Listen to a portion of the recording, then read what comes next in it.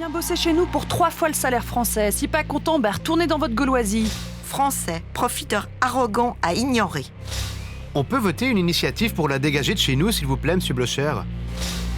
Aujourd'hui, les réseaux sociaux permettent à tout un chacun de réagir en temps réel et sous couvert d'anonymat. Une parole libérée et de plus en plus désinhibée. Le racisme anti-français en Suisse, c'est cette attitude qui consiste à coller aux Français tout un tas de clichés tout à fait négatifs.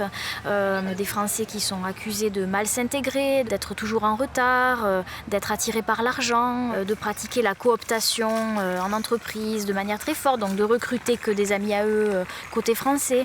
Tous ces qualificatifs qui posent un vrai problème parce que ça donne lieu à une véritable discrimination à l'égard des Français et des frontaliers ici en Suisse, où j'ai rencontré plusieurs recruteurs, chasseurs de tête, chefs d'entreprise qui ont décidé tout simplement de ne plus engager de Français. Des Français discriminés, victimes de la xénophobie des romans, un constat pour le moins radical et provocateur. Mais Marie-Maurice assume avoir mis les pieds dans le plat.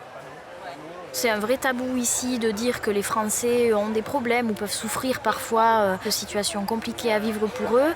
Certaines personnes me disent « la Suisse, tu l'aimes ou tu la quittes, si t'es pas content, personne ne te force à être ici ».